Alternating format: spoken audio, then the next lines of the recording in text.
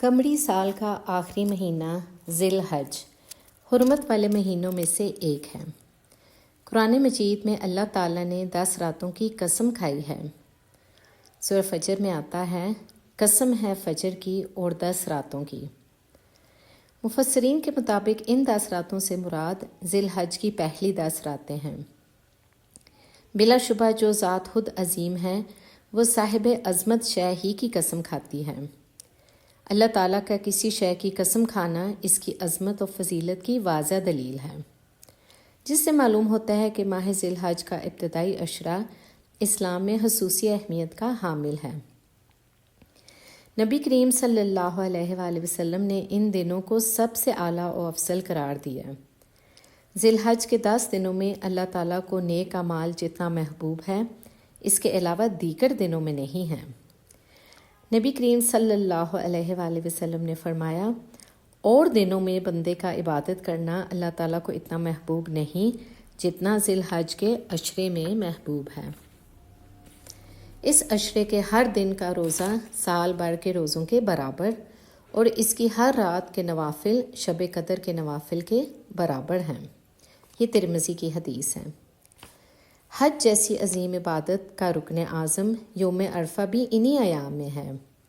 اسی مناسبت سے اس مہینے کا نام ذی الحج ہے، یعنی حج والا مہینہ۔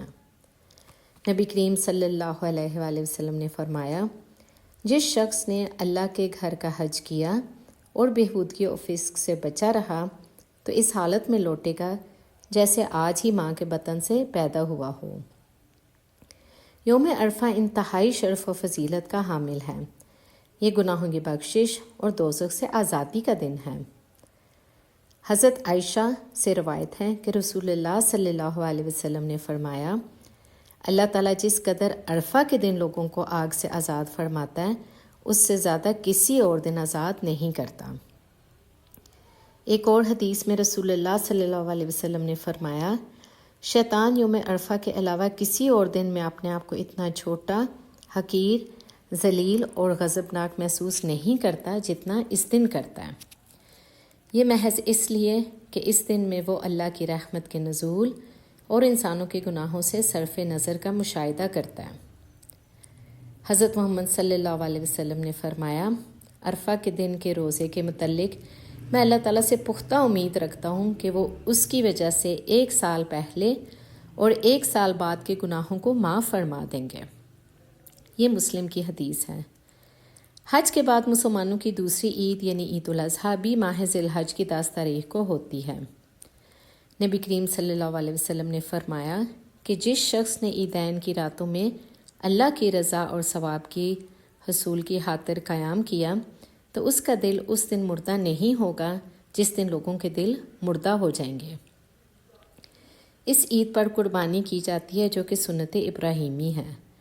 حضرت عائشہ سے روایت ہے کہ رسول اللہ صلی اللہ علیہ وسلم نے فرمایا، ذی الحج کی 10 تاریخ کو کوئی نیک عمل اللہ تعالیٰ کے نزدیک قربانی کا خون بہانے سے بڑھ کر محبوب اور پسندیدہ نہیں ہے، اور قربانی کا خون زمین پر گرنے سے پہلے اللہ تعالیٰ کے نزدیک شرف قبولیت حاصل کر لیتا ہے، لہٰذا تم خوش دلی کے ساتھ قربانی کیا کرو۔ نبی کریم صلی اللہ علیہ وسلم کا ارشاد ہے کہ جب تم ذی الحج کا چاند دیکھ لو اور تم میں سے کسی کا قربانی کرنے کا ارادہ ہو تو وہ اپنے بال اور ناخن کاٹنے سے رک جائے۔ جب قربانی ہو جائے تو پھر ناخن اور بال کاٹ لیں۔